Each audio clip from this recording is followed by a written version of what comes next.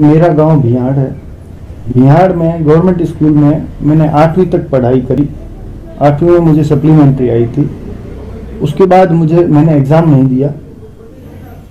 परिवार की कुछ परिस्थितियां ऐसी थी कि मैं वापस 8वीं रिपीट करूं या पढ़ते रहूं, वो कंडीशन नहीं थी। और कुछ मेरा भी मन नहीं लग रहा था, क्योंकि लास्ट 7वीं और 8वीं क्लास में मैंने भी मन लगा करके पढ़ाई नहीं करी। तो मैं स्कूल छोड़ करके मजदूरी करने गुजरात गांधीधाम के आसपास छोटी चिरई करके एक छोटा सा गांव है, वहाँ मेरे कोई नॉन थे, पहचान वाले थे, उनके साथ में वहाँ मजदूरी करने गया। 3 साल मैंने वहाँ मजदूरी करी। उसके बाद मालिया मियाना करके एक तहसील है जो मोरबी से 30 किलोमीटर दूर है। वहाँ के एक सेठ मोहम्मद बिन अब्दुल्ला वहाँ आए और उनको भी उस टाइप का काम करना था, जो नमक की थैली 1-1 किलो की जो मैं पैकिंग करता हूँ, वो काम उनको भी करवाना था। तो वो सेठ आपस में उनकी डील हुई और हमारे जो ठेकेदार थे उनसे बात हो गई कि भाई कुछ टीम आप उधर भेजो। लेकिन उस टीम में उस सेठ ने मेरा नाम कहा था, इस लड़के को आप साथ में जरूर भेजना। वो मेरे को जानते नहीं थे, लेकिन जो मेरी स्पीड थी उसको देख करके उन्होंने भेजा। अच्छा, मेरी स्पीड क्या थी मैं आपको बताऊं। नमक की थैली है, एक तो 1 किलो भरनी होती है, भर करके वेट करना, वजन करना होता है, और उसके बाद एक वो प्रेस होती है, उसको डबल करके थैली को पैक कर करके रखना। तो मेरे लिए या तो 2 जने भरे, मैं अकेला प्रेस करूं, ठीक है, हाँ। या 2 जने प्रेस करें, मैं अकेला भरूं। ऐसे ही काम हो रहा था, ऐसे ही चल रहा था। तो वो देख करके उन्होंने कहा इस लड़के को जरूर भेज देना। और बाकी क्या है कि जब हम लोग जो लेबर जो काम करते थे ना, उस टाइम जो भी बड़े आदमी सेठ आ जाते थे ना, तो उसको नमस्कार सलाम करना मेरा पहले से ही शौक रहा था। तो मैं उनसे वैसे करता था, थोड़ा टच में, ये उनको अच्छा लग गया तो उन्होंने मेरे को वहाँ बुला लिया। 2-3 साल तक वहाँ भी मैं नमक की थैलियाँ ये वो भरना करना काम करता था। शाम के टाइम में उनके ऑफिस में उनके जो नॉन थे, कोई उनके दोस्त, ये वो पहचान वाले 4-5 जने आ जाते थे। तो वो कोल्ड ड्रिंक्स पियो, चाय पियो, कॉफी पियो, ऐसी कोई भी काम उनको, वो गुजराती होते थे तो वो पान खाते थे कि पान लेके आओ, वो सब मैं उनकी सेवा करता था। वैसे 2-1 साल तक मैं उनके साथ करता रहा। फिर उनके एक दोस्त थे जो अफ्रीका के कांगो देश में रहते थे, उनका नाम था साबुद्दीन भाई। वो आए तो 1-2 बार वो आए तो उनकी भी वही सेवा मैं कर रहा था, ऐसे वैसे। मेरा पासपोर्ट मैंने पहले दुबई जाने के लिए, मजदूरी करने के लिए, मेरे गांव के दूसरे लोग जाते थे तो यहाँ 1000 रुपया कमाओ तो वहाँ तो भाई 10,000 मिलते हैं। मैंने कहा 10 टाइम मिलता है तो क्यों नहीं जाए। मेरी 2 बड़ी बहनें थी, वो भी छोटी मोटी आसपास की मजदूरी होती थी वो भी करती थी। उसके साथ मेरी मदर भी जाती थी मजदूरी करने, मेरे पिताजी भी जाते थे मजदूरी करने, मैं भी जाता था, मैंने भी मजदूरी करी है। सब लोग मजदूरी करने के लिए जाते थे। लेकिन मुझे लगा कि यहाँ मैं 500 कमाऊंगा तो थोड़ा गुजरात जाऊँ, बाहर जाऊँ तो 1000-1500 कमा लूंगा। वो करके मैं फिर बाहर गया कमाने के लिए, और दूसरे परिवार वाले यहाँ मजदूरी करते थे। वो करके मैं इसके लिए मैं बाहर गया, तो वहाँ उनसे मैंने काम किया। 1-2 बार मेरे को उन्होंने कहीं दूर जगह पर पैसे लेने के लिए भी भेजा। मन में कभी शंका विचार पैदा हो जाते थे, क्यों ना ये लेकर के घर चले जाओ।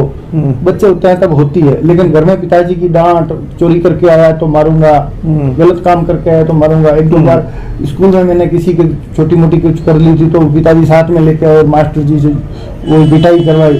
तो डर होता था कि घर में तो कुछ ऐसा काम नहीं कर सकता, तो मैं वन वे ही चल सकता था सही काम के लिए, गलत मेरे लिए अलाउ नहीं था। तो मैं सही रास्ते ही चलता गया। उन सेठ से मेरी मुलाकात हुई। उन्होंने भी जो मेरे जो मालिया वाले सेठ से, उन दोनों के साथ छोटी मोटी वो चर्चा हुई। मैंने कहा कि साहब मेरे को तो दुबई जाना था, वहाँ वो ऊँटों के ऊपर सवारी करना ये वो, और मैं तो अभी आपके साथ आया हूँ, अगर सेठ मेरे को ले जाए तो अच्छा है।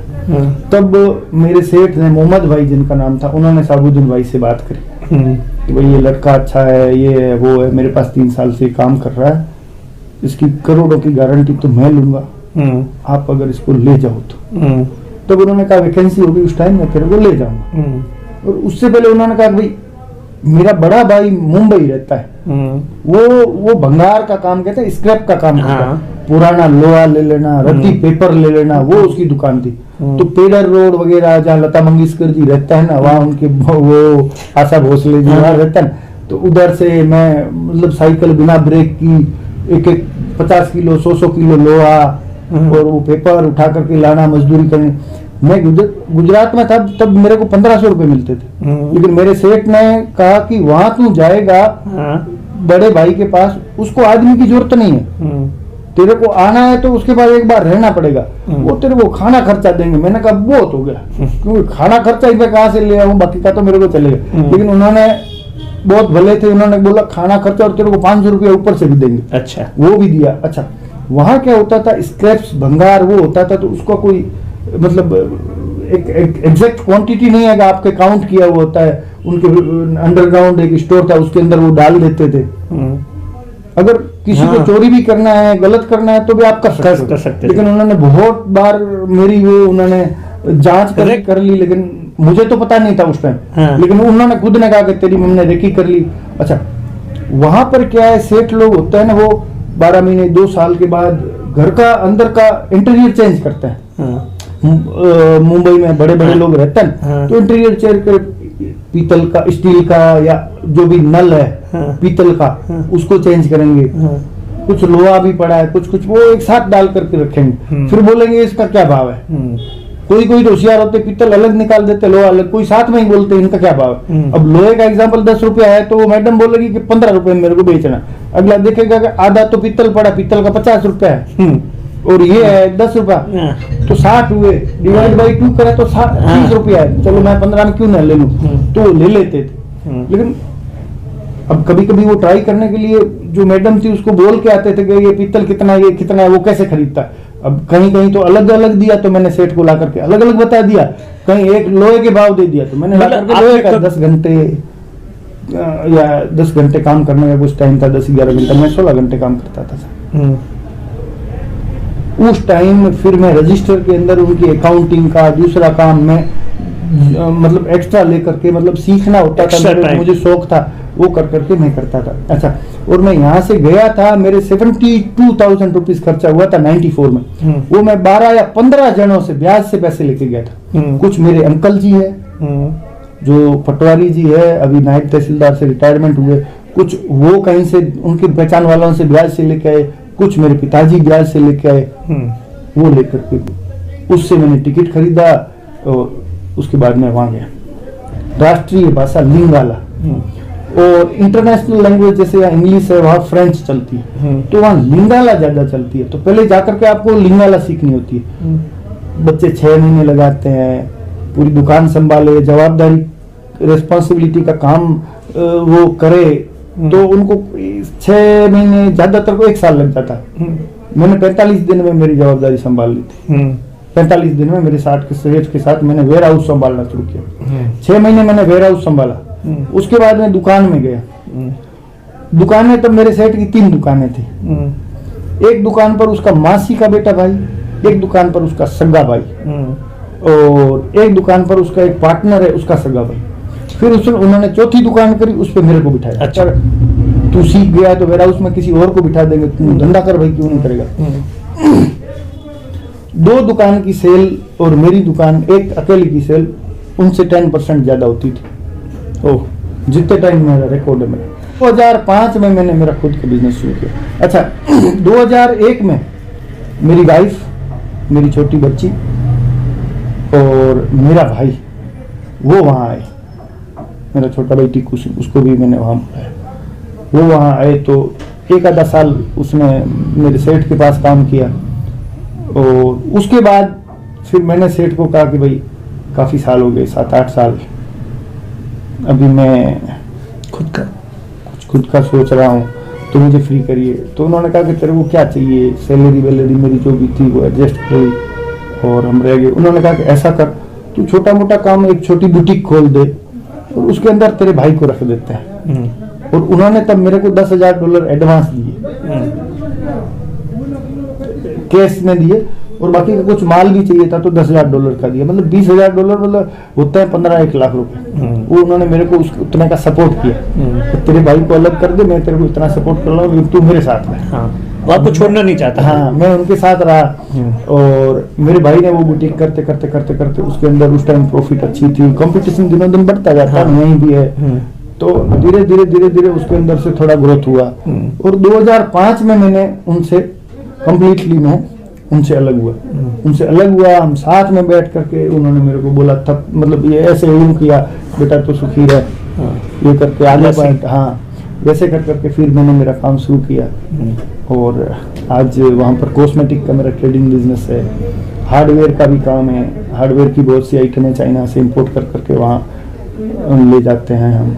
मोबाइल का भी बिजनेस है, कॉपर माइनिंग का भी काम है। तो 2-3 बिजनेस मेरे खुद के हैं, 2-3 में मेरे कोई पार्टनर भी है, खुद के हैं वहाँ भी, मतलब हाँ वो है, बाकी पार्टनर। मैं जब पढ़ता था एकदम गरीब था, चप्पल पहनने के लिए नहीं होते थे, इतनी ज़्यादा धूप होती थी। धूप तो एक पेड़ से दूसरे पेड़ या कहीं जाकर के भाग दौड़ करके वहाँ रुक जाना, ये कंडीशन थी।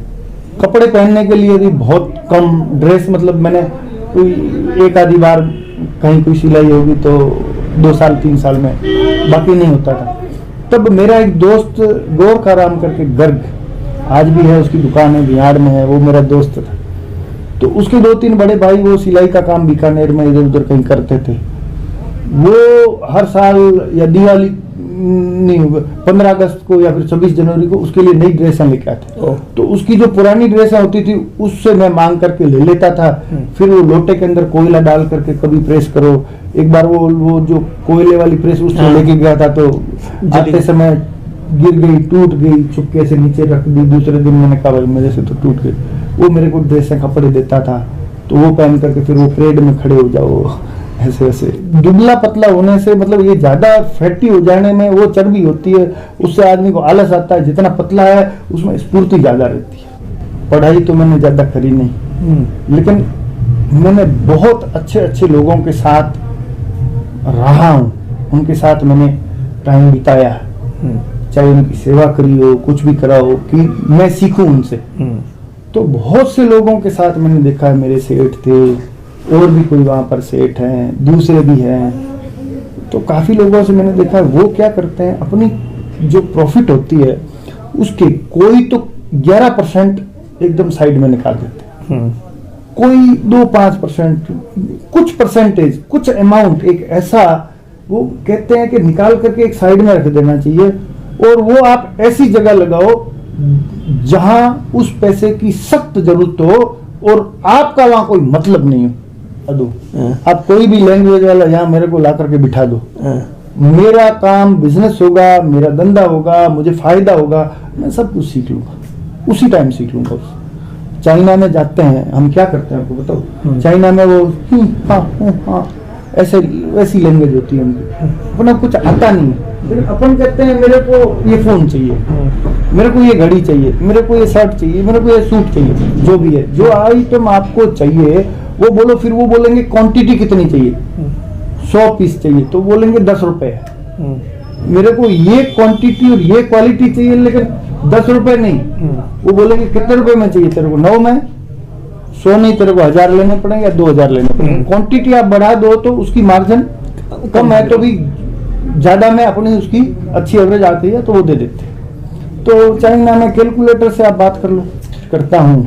तो मैंने सोचा मेरे गांव में भी होना चाहिए, इस टाइप के स्टोर है, ये है। अभी मैं दुबई, इधर उधर वर्ल्ड में आप जाओगे तो इतने इतने बड़े बड़े स्टोर, अच्छे स्टोर, ये सब चीजें होती है।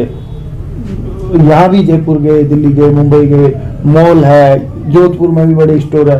तो मैंने देखा तहसील लेवल पर इस टाइप की चीज नहीं है, तो मैं बना दूं, जिससे वहां के 10, 15, 20, एक स्टोर में 20-25 जनों की नौकरी भी लग जाए, रोजगार लग जाए, और वही सामान माल लेंगे, बेचेंगे।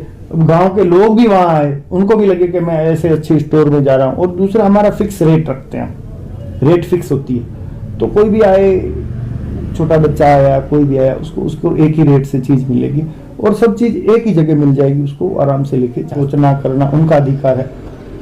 मेरे को बिल्कुल सरपंच, हमारे परिवार में पॉलिटिक्स में कोई है ही नहीं, और नहीं तो आने का कोई मन था। गांव के सभी लोग 36 को मैंने इकट्ठे होकर के निर्विरोध बना दिया, और मैंने मना किया तो उन्होंने कहा कि कोई मना नहीं करेगा, तो आपको करना क्या है, काम करना, ये करना, हम पूरा गांव है, हम करेंगे और आपको तो रहना है। इसलिए मान सम्मान के लिए सब कहा, तो उसको अपन ना नहीं कह सकते हैं। अब आप मेरी बात कर रहे हैं, तो मैंने 27 साल इस लाइन में मेरे गुजार दिए, और ईश्वर की मेहरबानी से मैं एकदम सही हूँ, एकदम ओके हूँ, सही हूँ। मेरे पास एक ऐसा टाइम था जिस टाइम मेरे को 500 रुपये महीने के मिलते थे, आज इतना कुछ मिला है, ईश्वर ने दिया है, तभी तो मैं ये सब काम कर रहा हूँ। तो एक इतना बड़ा अच्छा सेटअप बिजनेस में मेरा है, तो कौन ये छोड़ करके जीरो से दूसरा शुरू करने के लिए जाएगा। इसमें मेरी को कोई जरूरत नहीं है। जो पॉलिटिक्स में है उनको बधाई, वो आगे रहे अपनी अपनी लाइन में, सब आगे रहे। मेरा काम, मेरा लाइन, मेरी लाइन तो बिजनेस करना है, मैं मेरे बिजनेस में करूंगा। इसलिए मैंने गांव में भी मेरे स्टोर ये वो सब शुरू किए। आगे और भी कोई स्कोप आएगा तो मानना, तो अगर हार ही माननी है तो करो ही मत, आप करो ही मत, क्यों करते हो। एक चीज आपने कुछ करने के लिए गए, एक करने के लिए गए, नहीं हुआ, कोशिश करो। एकदम लग रहा है नहीं हो रहा है तो भी ढूंढो, कुछ भी ढूंढो, कुछ ना कुछ करना तो चाहिए, आदमी करते रहना चाहिए। मेरे पास बहुत से लोग आते हैं, वो कहते हैं पिताजी के ये है, 5 ट्यूबवेल है, ये है, वो है। बैठे रहते हैं ना लोग गांव में, हम बैठे रहते हैं, कभी बात करते हैं तो मेरे तो 10 ट्यूबवेल है पिताजी, गाड़ी है, आराम से आया, मैं बैठा हूँ आपके साथ बात करके, शाम को करके। मैं बोला तूने क्या किया भाई, तू क्या करता है। पिताजी के बहुत है, मेरे को करने की जरूरत नहीं है।